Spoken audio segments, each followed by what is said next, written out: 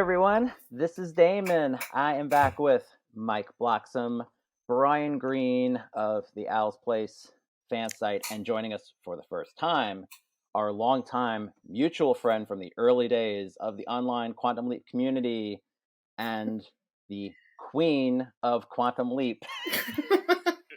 the co-creator okay, now you're making me feel old. Thanks.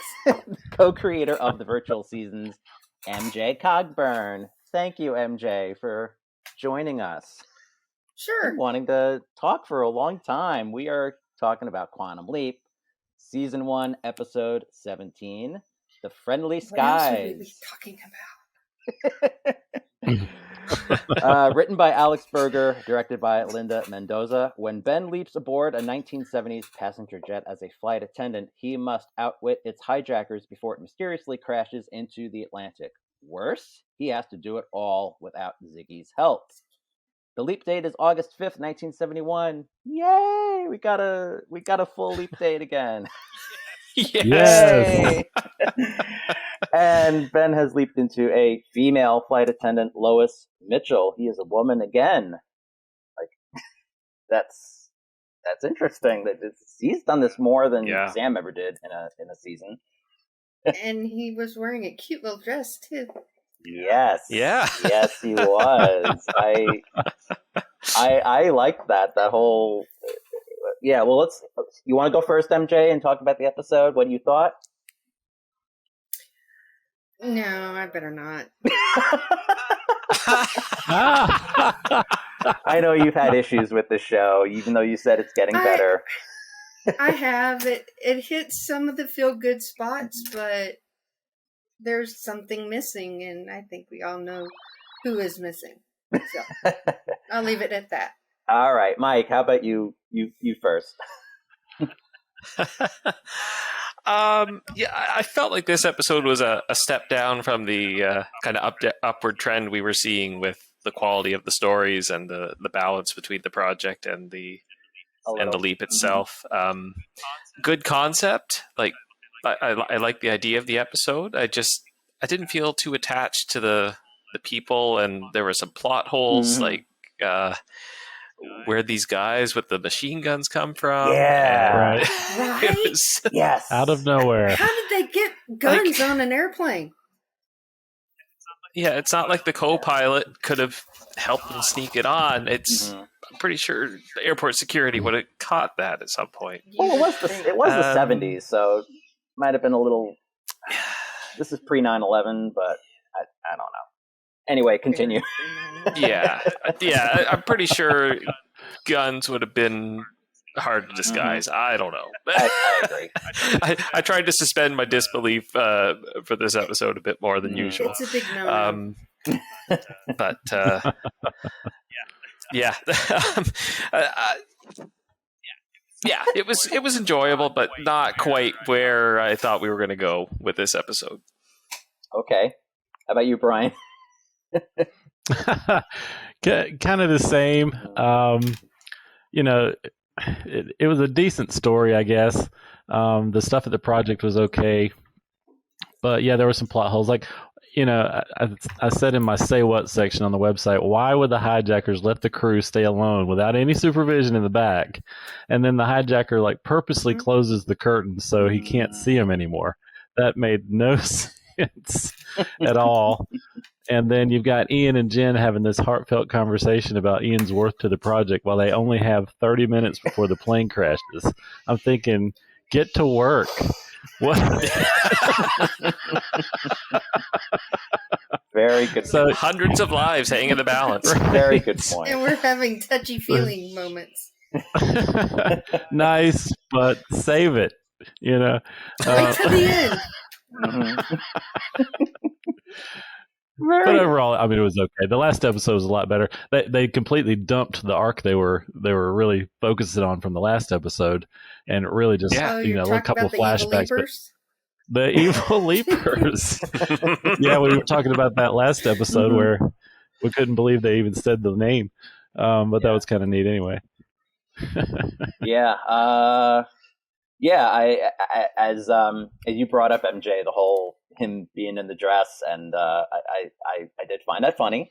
that he was that whole awkwardness there. And they didn't, and then there's the whole women's lib thing, yeah, and sexism stuff, which they didn't focus on too much, but enough that you get it. Like that's, I mean, I think that's kind of a good thing. My favorite line in the whole episode was when when one of them said, "If you kill him, there's not a jury that would acquit you." Yeah, I was like, what was that line? Because I didn't have the subtitles and I couldn't hear it. Right. Yeah, we actually had to rewind it because we couldn't Mhm. hear it either. It was kind of mumbled. But Yeah, Yeah, whoever did the sound design didn't really do a good job with that one. I know about that Well, too. So. yeah. They had some funny stuff in there. Can't I help liked it where Magic said, if we have any hope of stopping Martinez, we have to pull the plug now. And then Ian says, first of all, Ziggy doesn't have a plug. yes.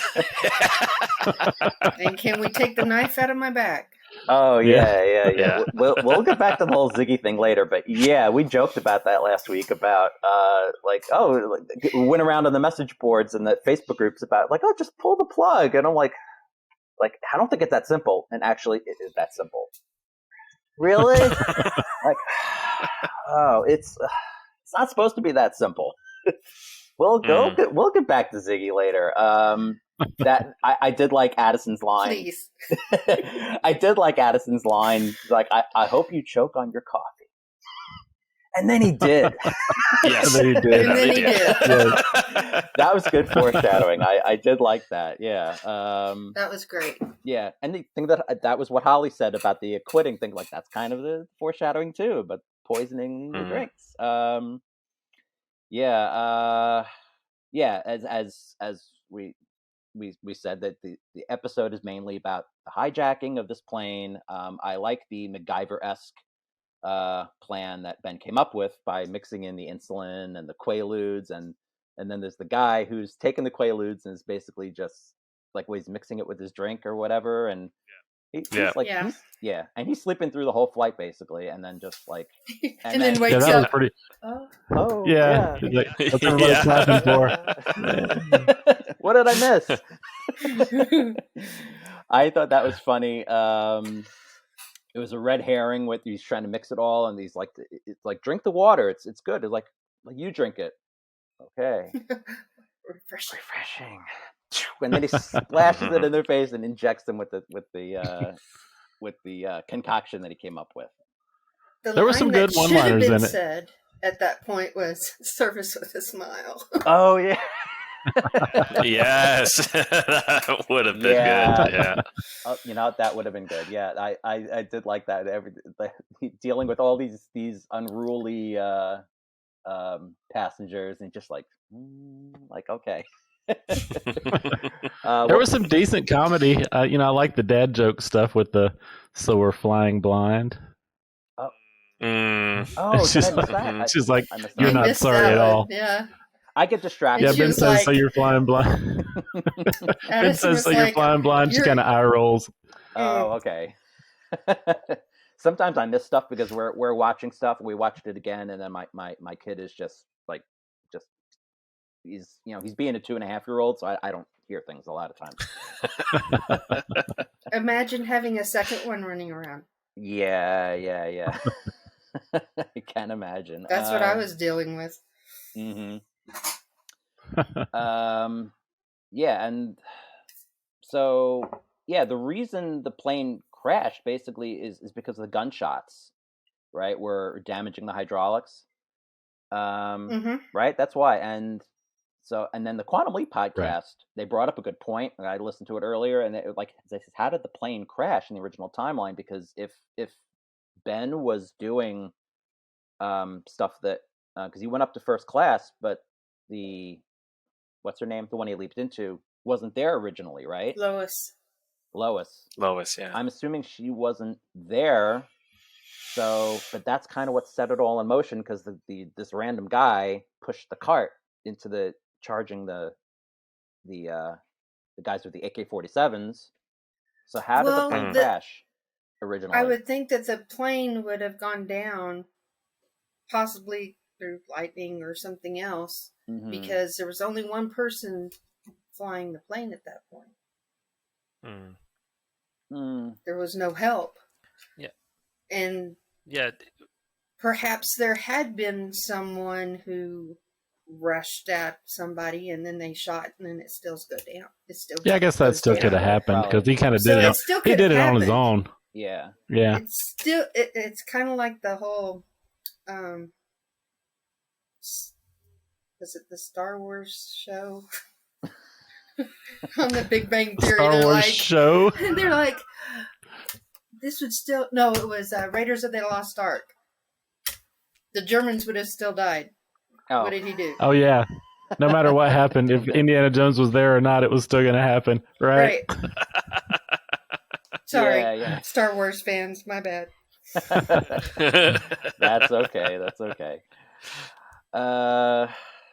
Yeah, but one of the big subplots was that Ben's basically his crisis of faith because he got betrayed and like literally stabbed in the neck from the previous episodes, and now he's like doubting himself again. Which I guess is understandable. But again, it's almost just die. Yeah. Maybe. It was interesting that he was fully healed. Yeah, I know. I mean, they did that in the original show also, but like, there's more of a continuity to this one. So you think I would like that. I would like it if they could explain that. They never even explained that in the original show. We've just come up with our own theories. That's right. I know maybe it has something to do with the fact that it's God, time, fate. Well, but it's also fixes things. But it's like kind of like Ben is he in their body or is he just alongside them? Like, is he in like a different plane as these people? Like, again, they haven't really explained how this leaping works differently. Okay, so that brings up another thing from a different episode, which you probably have already talked about. Mm-hmm. People seeing Ian, and she sketches him, and this is the person that I see. Yeah. So Ian leaped at some point, and now Ian is. Yeah, how did they see him? I know. We had thought that was supposed to be like a waiting room type thing, but if there's no waiting room, then how are they seeing? I don't know if we talked about it at the time, but I wonder if Ian was the observer. I think that's what I thought. He did bring that up. Yeah, that maybe because how else would they see the glasses? Yes, because the glasses are not going to leap. Exactly. Right. Either that, or they're just seeing something in their head that's that's part of the whole quantum entanglement thing, and how you see yourself, maybe, and they're seeing it. I guess. I don't know. It would be nice if they explained it. I know in some way or form. Mm-hmm. Yeah. I followed canon. Well, I've said it in the past. Sorry. No, I know. I've said it in the past too that there's. I think this is the 42-minute network runtime is a little bit of a detriment to telling the story because they have less time now and they're focusing on the project. It's kind of another discussion though. I mean, that we'll probably, if I do like a season review thing, we'll probably talk about it a little bit more. So getting back to like the main story, I do like again that everyone is on the team is working together. Like we've said it before, how it feels a little disconnected sometimes, and I like that aspect that it's pretty much about the leap and not much else, which is what we thought an iteration of Quantum Leap should be in this new iteration, where it's the team talking, and I know it's a little bit of exposition, but instead of getting sidetracked by the mystery box element. And then they had to do it all without Ziggy because Ziggy's offline because again you just turn the off switch and Ziggy's off apparently, and everything works fine. Well, that was another thing that Ian says Ziggy is thousands of interconnected servers, cloud-based AI, Mm-hmm. but then somehow they turn it off pretty quick. Mm-hmm. Yeah. So it's not. He says it's like not all in that room. I guess I don't know. Yeah. But then all of a If it's sudden, cloud-based AI, that's what he says. Yep. then how can you turn it off? Right. So I'm not sure Excuse what me, was. How can you turn her off? Yes. And where's her vocal? I mean, Yeah. did Yeah. she Yep. find out about Al passing and that's her mourning? That's gone around. That's Yeah. I think Yeah. Deborah actually heard that, and she said that's a good theory. I like that. She thinks that basically Ziggy has undergone the silent treatment because Sam and Al aren't there anymore. So like she took a vow of silence, and Deborah Pratt herself said in an interview, "I like that theory a lot," even though she's the voice. Right. Ian looking up the info, and the Reddit user was Oswald was an alien 177117. What was it that they fell asleep to? Was like conspiracy show? Airplane disasters. Airplane disasters, yeah. Yeah. I like falling asleep to it. Mm-hmm. Wow. Yeah, and then they go over all of like the what Ben has to do, and he's like, and he's gonna hear and take out these 2 video game bosses. I just, for whatever reason, I found that really funny. That was funny. Yeah, and then Ian shows up to help Ben while Addison's going to check on Corey, because Corey he's basically going down for the hydraulics to check on that. I like the callback that when Ben remembers. He looks at Ian and he's like, "Oh yeah, something about we did our karaoke rendition of Under Pressure," and then he's like, "Tell Jen she owes me $5." And I felt like they were going to play the song, but they never played it. Yeah, And I saw in somebody said somewhere that if you sing the song, it costs 5 to 50 times more, to pay the royalties than if you just played the song. Oh. So for whatever reason that is. Really, that's interesting. Yeah, that's Strange. Yeah, it's a thing. Well, on that note, there was no music, just score. There was. Mm-mm. There was I there was one song that played very faintly, and you could only catch it because of the subtitles that said it, and it was the girl from Panama. Ipanema. Ipanema. The girl from Ipanema. Yeah. Oh, okay. Oh. It plays for just a second or two, and the only reason I caught it was I had the subtitles on, and it said that. And then I realized it was. Oh, okay. So I love that scene with Ian and Ben talking to each other and reconnecting. I mean, I don't know. To me, it was probably one of the highlights of the episode. I know there have been fans who've been wanting to see Ian as the hologram.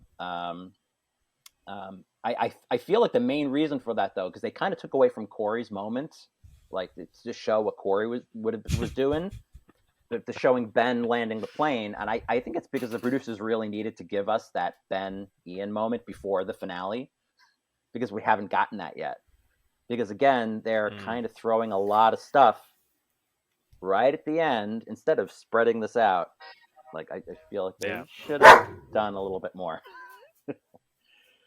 Sorry. Oh no, that's fine. Who brought the dog? Ghostbusters. Sorry. He used that older hand length, the one that we wish they were using. Right. Yes, the one from, I love that episode. one. Right. Yeah, Yep. and then he basically did that old school. It was like that, like a virtual runway for Ben to use, which was like a flight simulator. I thought that was really cool. Yeah. I was like, Yeah. this is. Yeah, that was cool. I like this. But shouldn't have been a little tougher for Ben to land that plane, honestly. Yes. Yes. Yes. Another say what moment. Thank you. Yeah. Use your feet. Yeah. What? What would you use your feet? Brakes. Yeah, See again. Come it on. says use your feet. There's something that they do with their feet. Oh, I missed that. Yeah. Yeah, and the whole time that they're getting this already, Ian is trying to say, it's like, well, you left us and all this. Like you said, Brian, is like they got what, like 5 minutes before they all crash and burn. Right. He's like, well, I may not get a chance, so I have to tell you about what all this and Because you may crash. yeah. Thanks. Yeah, I feel like we may not have talked about the leap very much, but it was pretty straightforward. I think the whole story, and let's talk about the elephant in the room. Guys. What? Just stop the bad guys. Oh yeah, just stop the bad guys. Yeah. Let's talk about the elephant in the room, and Ziggy is the mole. What? We don't even really know what that means because, as we said, Magic basically gave the order to pull Ziggy offline, and it seemed like everything works just fine without Ziggy. So, what's the point of Ziggy now? Well, in the first episode, weren't they still working on getting Ziggy up and running? They were still operating and getting data kind of the old-fashioned way, if you want to call it that. Right. Yeah. Without analog. Mm-hmm. Yes, analog, right. Right. Yeah. So it seems like they can get the data, it'll just be slower, and maybe they won't be getting probabilities. They're making up their own decision on what the leap should be, as opposed to Ziggy saying, here's the percentage chance if you should be doing this. Yeah. Right. Which is what Sam was doing by the end of the 5th season. He was figuring it out on his own without Al telling him much of anything. Yeah. Yeah. Ziggy was... I don't know. Maybe I'm just getting the fan fiction that we've all come up with a little bit muddled in my head. I felt like Ziggy should have been more important in the original show. I thought Ziggy... Maybe it was just fan fiction that we came up with Ziggy actually being the source of connecting the brainwaves, and I don't know. Things have gotten muddled, but I just felt like Ziggy used to be more important. Ziggy he or she. Important. Yeah. She was important because she was the link between Al and Sam. Yeah. That's right. She's the person. She's the thing that connected them together. Right. Yeah.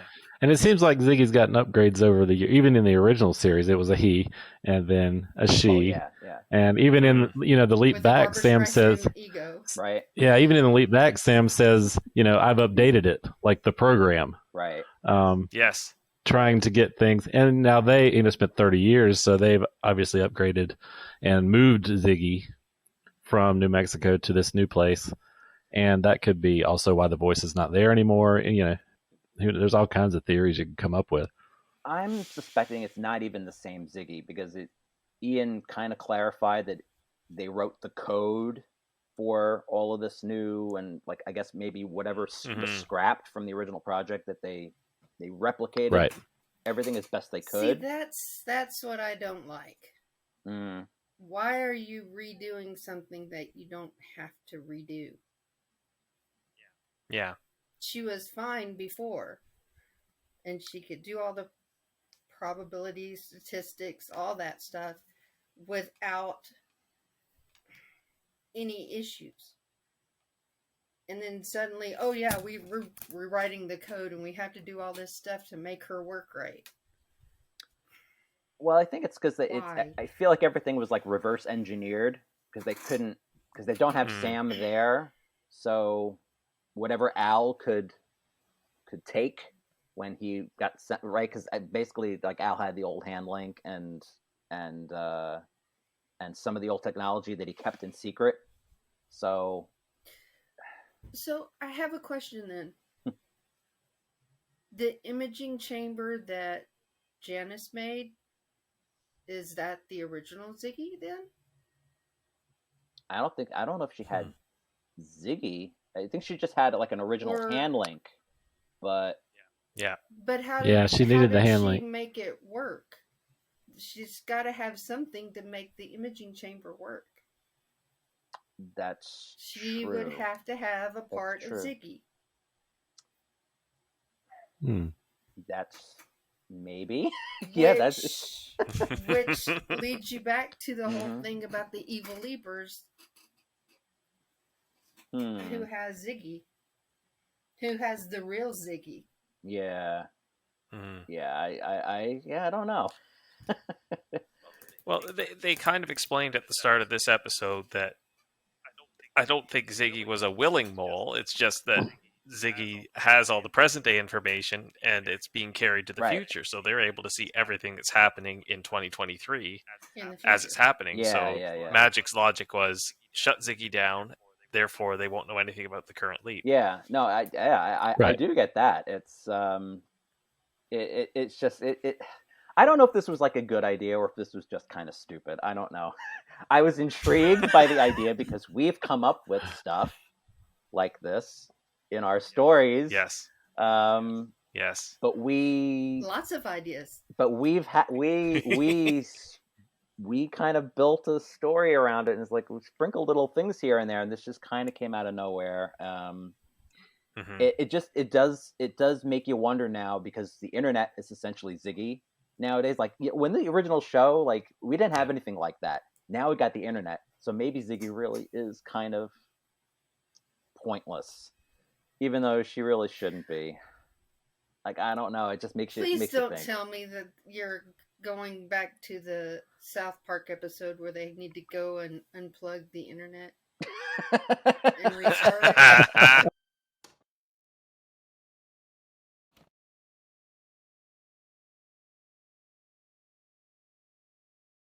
Look!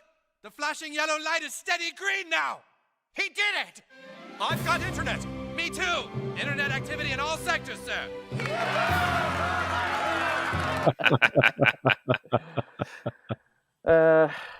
Well, anyway, I think that's pretty much what we have to say about the episode. I don't know if there's anything else you guys can think of.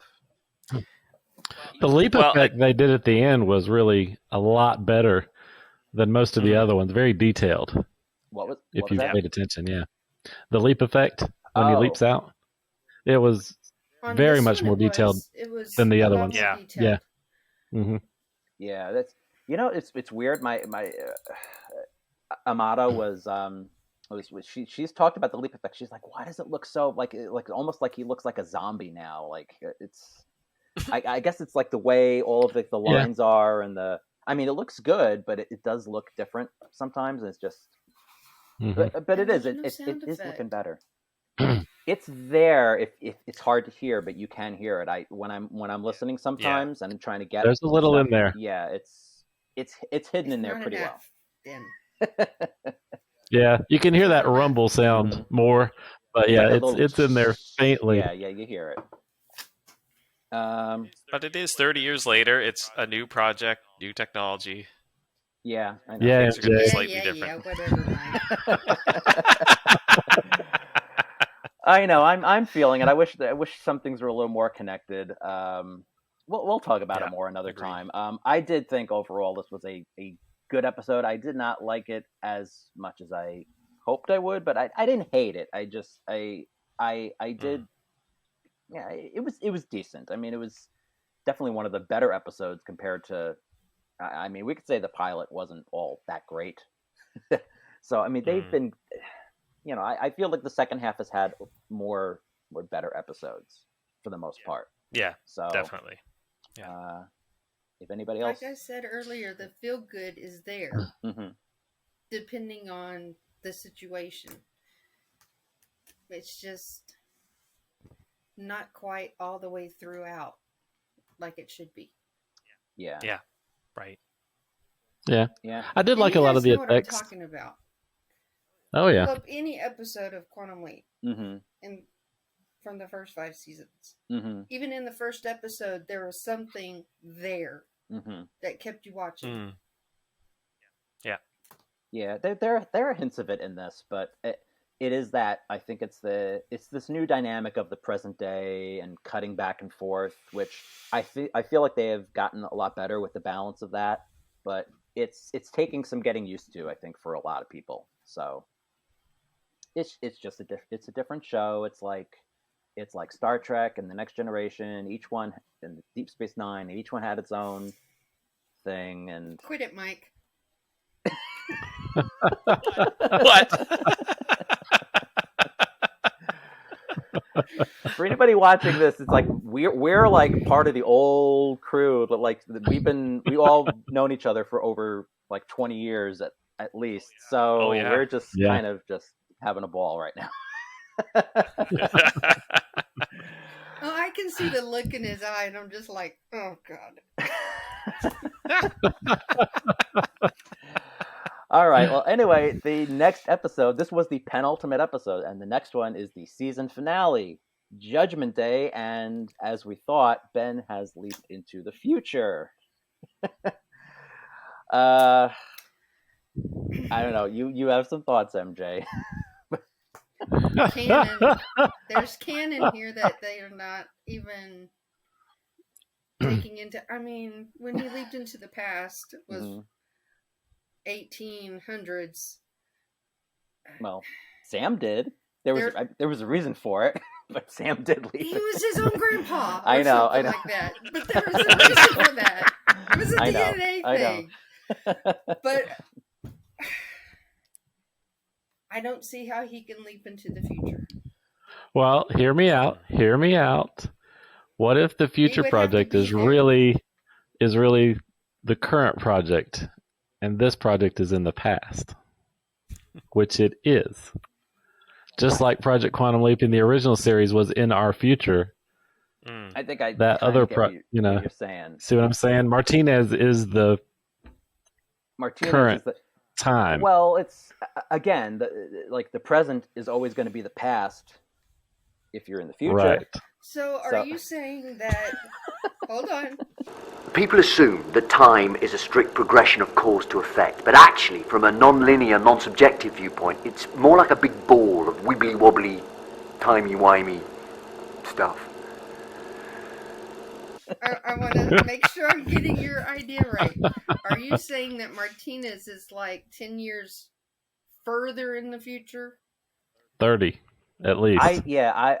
Ian looks like they're... Well, I know Ian looks way older, and so they aged him the glasses. Yeah. Can we stop and say that the glasses looked really weird? Yes. Okay. Thank you. Yeah, way down at the end of the nose. Yeah. I mean, come on.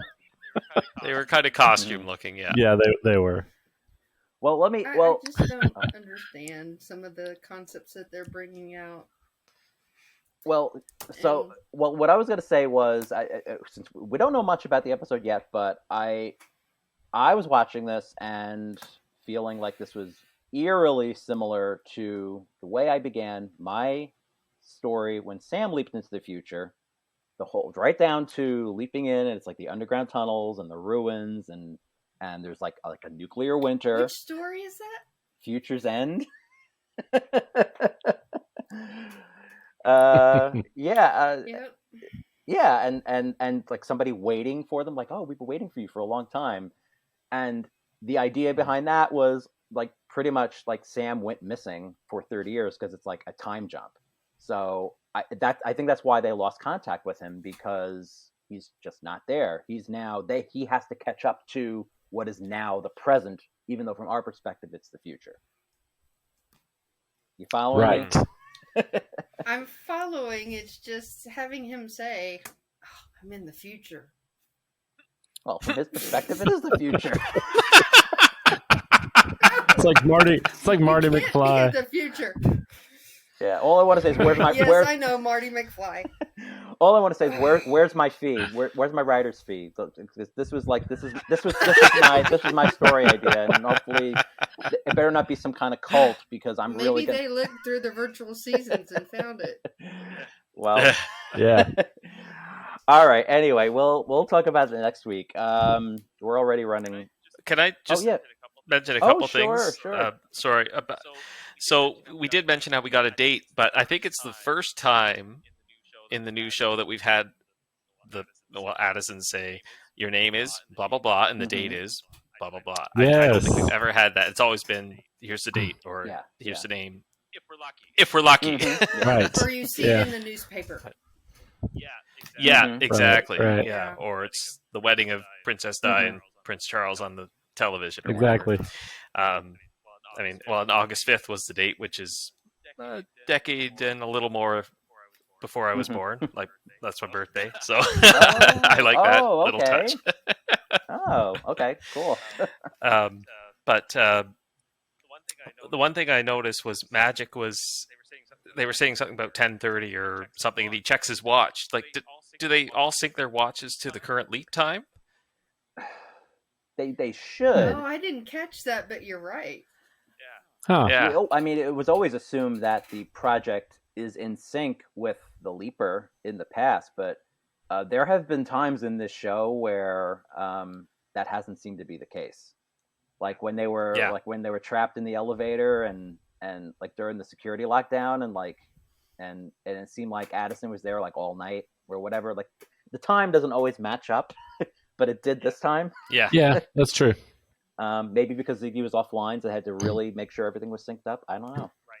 Right. Yeah. I just thought that was a nice touch because he goes, Yeah. "Oh yeah, that gives us half an hour," and he looks at his watch and it's synchronized. But I thought that was a good touch. catch. And something I felt was very Sam Beckett was he grabs the phone when he tried to talk to Addison without looking like he's talking to himself, and it was very, it reminded me of Scott. You're right. Back Yeah. just the way he grabbed the phone and repeated what he said. That was a nice touch. I like that. In that episode, he was talking on the phone. He was a woman. Mm-hmm. Oh yeah. You remember? That's right. Yes. Yeah. That's right. Well, I think the writers are listening to the fans a little. You know, if you watch the Quantum Leap Writers Room on Twitter at all, they're pretty cool. You know, they'll talk back to you once in a while and kind of joke around a little bit about their own stuff. So it's kind of neat. Yeah, I'm on Twitter, but I'm not on Twitter. It's just I'm on there just for that. Yeah. Yeah. Fair enough. Mm-hmm. Well, if we got nothing else to say, anything else? Anybody? Well, just that we mentioned before we started recording, it's the 14-year anniversary of, where is it here? The Leap Back. Yeah, it was a couple of days ago, right? Yeah. Last time we all saw each other in person, I think. Right. 14 years ago. Unfortunately, I wasn't there. I wish I could have been, but maybe we'll do something for the 40th. Who knows? I don't know. We'll see. It's in a few years. Yeah, I'm gonna need you to organize that. 2029. Yeah. Well, anyway, I think this has been pretty fun. Thank you for joining us, MJ. Yeah. If anybody wants to, I am making Quantum Leap episodes in audio. So I'm turning the virtual seasons into an audio. So I think you've already Wow. done the first one, haven't you? The very first one? Yes, the very first one. Right. Double the leap, double the danger. Yeah. And there are I did. Right. Awesome. a couple of hundred stories, so it might take a while to get through them, I think. But It'll take me a while. yeah. I already have the lines ready for the next one. I just need to start working on it. Yeah. Well, where else between work and everything, it's been crazy. So yeah. So where else can anybody find you if they want to talk to you, MJ? You have darker projects and darker projects, mm-hmm. the virtual seasons, Mm-hmm. Al's Place, mm-hmm. Or you could just email me. I don't care. If you can find me, sure, why not? All right. Well, I'll put links. I am looking for more stories for the virtual seasons. So I already have a young woman, Miss Atwater, is 13 years old. She already wrote a story and sent it off to me. Wow. I know. Cool. I know it's kind of been really good too. I know it's kind of been on the fence for a while if it was coming back or It is coming back. I just have to get enough stories under the belt so that I can have a season. Yeah. Hint, hint, Mike. Damon. Cool. Yeah. Well, we had finished up. Right. I know it took us it mostly took me a really long time to get that story done, and it finally had gotten done. So but I might, if I have the time. They have to be finished before. Oh yeah, no, I will definitely not be doing anything as overly complicated as I did. That's done. And I'm glad it got done. You don't have time with a 2.5-year-old running around. I still have an idea or two, which are just more like, just ideas in my head. So I could always even pass them on to somebody if need be, and just say, "Here, this is what I wanted to do." But hey, we'll see. Yeah, maybe if it gets up, we'll start this up again. All right. So anyway, that was our discussion, guys. Be sure to hit the like and to be canon though. Sorry. I'm gonna write one where Ben leaps back and kills Sam. There's no Ben stories. Oh boy. Sorry, it's only Alan Sam. Even if we do Ziggy's something, no mole. Even if we do some multiverse thing where it was like, well, this is happening in another reality. Nope. He leaps into Ben's mom, and all right, yeah, no. Nothing to do. No offense to anybody. I just want to keep it only Sam and Al. No referencing at Can't all. help it. I'm pure. I'm a purist. Leave me alone. All right. Anyway, everybody, be sure to hit the like and subscribe button. We will be back to talk about Judgment Day. MJ might. I have to see what we're doing with this, because this is. But maybe we'll all talk about this again. I would like to try to get Amada involved, but I just don't know. She's been so tired. I know we all miss her. She started doing this with us, and it's just like, it's a bit much. I mean, with everything going on. But anyway, until next time. If you me, I'll be there. Yeah, all right.